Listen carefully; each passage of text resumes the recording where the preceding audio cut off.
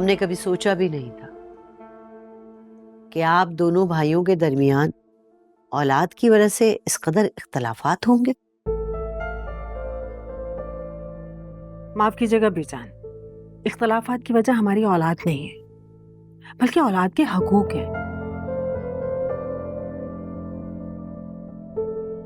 शम्मो, रोहेल और समरीन के अगर हकूक बराबर होंगे तो इख्तलाफात की कोई वजह नहीं है।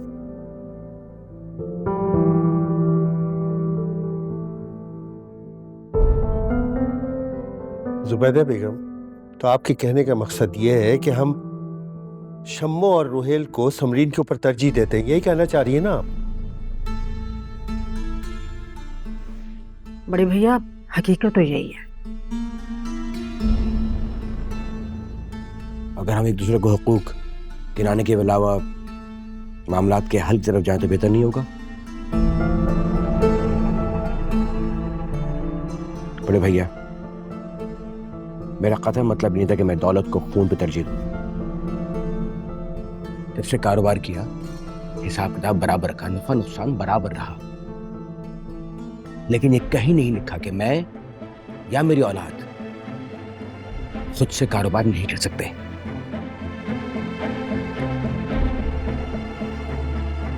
मशकूर मियां, कुछ मायदे लिखे नहीं जाते। फ्रॉम वेरी फर्स्ट डे, पहले दिन से हम दोनों के दरमियान ये बात तय थी कि इस कारोबार का कोई एक मालिक नहीं होगा, ना मैं, ना आप, ना हमारे बच्चे। तो अगर मैं अपने सरमाए से अपना कारोबार कर रहा हूं, उसको रोहिल में एक अपनी टेक ओवर कर ले, है ना?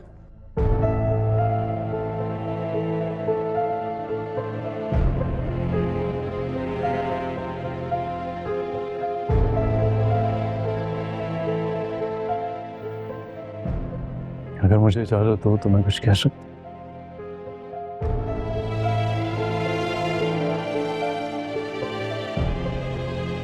मैंने ये बात उस तरह नहीं की जिस तरह आप समझे हैं चाचा। All I am saying is कि अगर समरीन अपना कोई बिजनेस स्टार्ट करना चाहती है तो अगर कंपनी उसे सपोर्ट कर रही है तो इसमें क्या हर्ज है? और इस सपोर्ट के एवज कंपनी इसी कारोबार के मालिक बन जाए।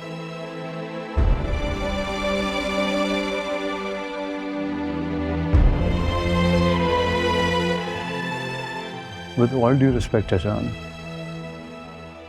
इस सूरत हाल में आप दोनों तरफ से हिस्सेदार होंगे। अगर गॉड फॉरबिड आप लोगों को कोई नुकसान हो जाता है तो कंपनी आपके साथ खड़ी हुई है। मुझे आपके फायदे से ज्यादा आपके नुकसान की फिक्र है। Trust me. देख रहे हैं आप, साइकिल से लेके कारोबार तक सब कुछ सिखाया मैंने इसको, और ये आज मुझे बिजनेस के असूल सिखा रहा है।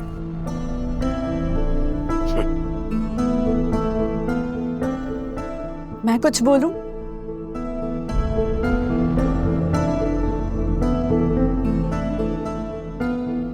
जी कहिए बेटा।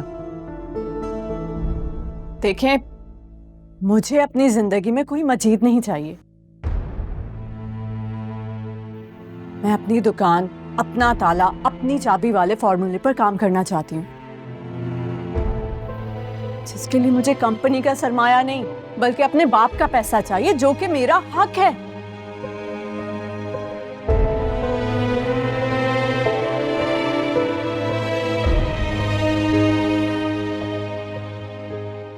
बेटा आपने जो कहना था कह दिया, लेकिन जो तरीका आपने इख्तियार किया है वो सरासर गलत है, इसलिए कि इस तरीके से ना इन दोनों भाइयों के दरमियान की मोहब्बत बंट जाएगी। हमें इस खून के रिश्ते को बचाना है, उस खलीज को खत्म करना है जो आहिस्ता आहिस्ता हम लोगों के दरमियान फासले पैदा कर रही है।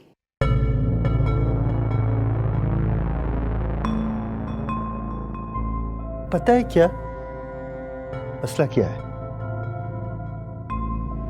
मसला ये है, मशकूर मियां और उनकी औलाद को खून के रिश्तों से ज्यादा कारोबार की फिक्र है। जिसकी अभी एक ईंट भी नहीं रखी गई है।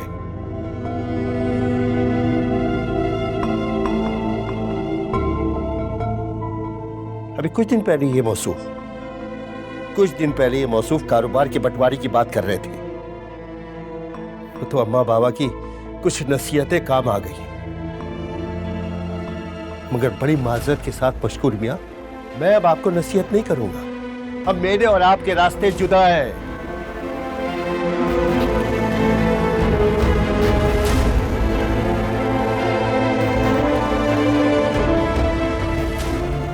कल दफ्तर तशरीफ ले आया,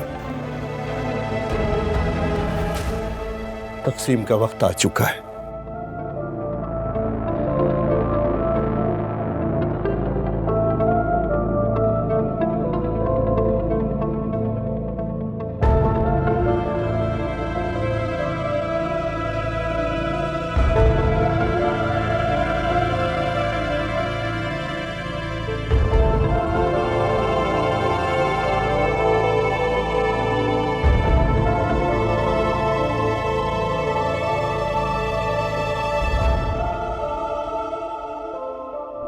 सुनते चले आए थे गजाला बेगम, सुनते चले आए थे कि फला खानदान में जायदाद की वजह से फूट पड़ गई, सगे बहन भाई एक दूसरे के दुश्मन हो गए। मैं सोच भी नहीं सकता कि हमारे खानदान में इस तरह से होगा, लेकिन आज हो गया। अच्छा एक मिनट, आप आराम से बैठ के बात सुने। देखिए मशकूर मियां ना गलतफहमी का शिकार हो गए हैं। उन्हें जल्दी इस बात का एहसास हो जाएगा कि खून के रिश्ते इस तरह थोड़ी जुदा हो सकते हैं। और आपको बता दें, हम ऐसा होने भी नहीं देंगे। अफसोस है गजाला बेगम, मुझे बहुत अफसोस है कि मशकूर मियां ने रुहेल की बात सुनने के बजाय उसकी नेक नियति पे शक किया है। वो आप तो उन्हीं की तरह गलतफहमी के बहाव में बहे चले जा रहे हैं। जानते तो हैं आप मशकूर मियां को, गुस्से में कुछ भी आता है कह देते हैं, बाद में एहसास होता है तो शर्मिंदा होते हैं।